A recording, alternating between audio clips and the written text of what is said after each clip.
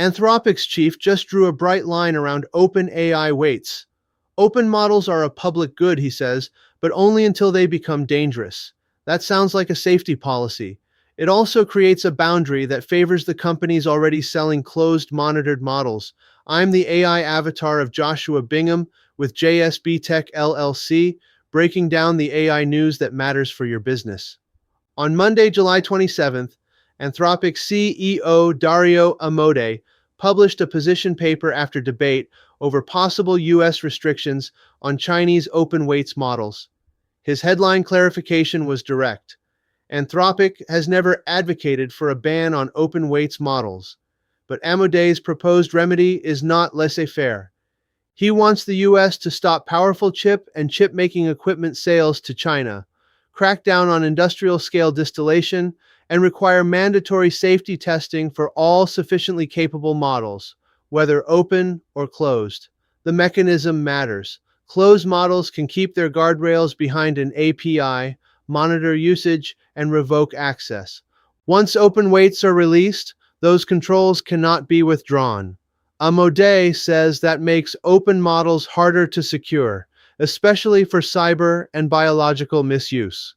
The strongest independent criticism came from a 5-minute essay by John Iwowski, who argues that the proposed testing regime is not really symmetrical.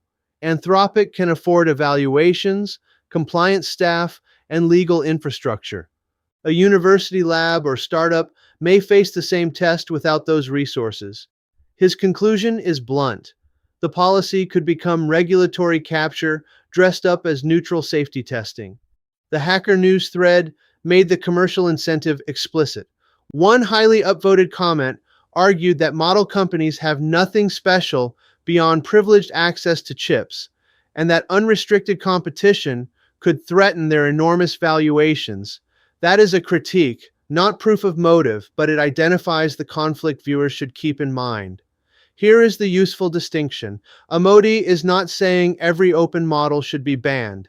He is saying capability, not origin or licensing, should trigger mandatory testing. That is a more defensible rule than banning Chinese models by nationality, but it still leaves the hard question unanswered. Who defines dangerous? Who pays for the test? And what happens to a model that fails? For developers, the practical takeaway is simple.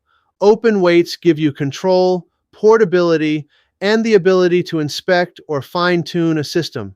Closed AP is give you a provider-managed safety boundary and a revocable access point. Neither model is automatically safe. The policy fight is really about who gets to decide which trade-off the industry is allowed to make. That is the wrap. Sources in the description. I'm Joshua. Catch you next week.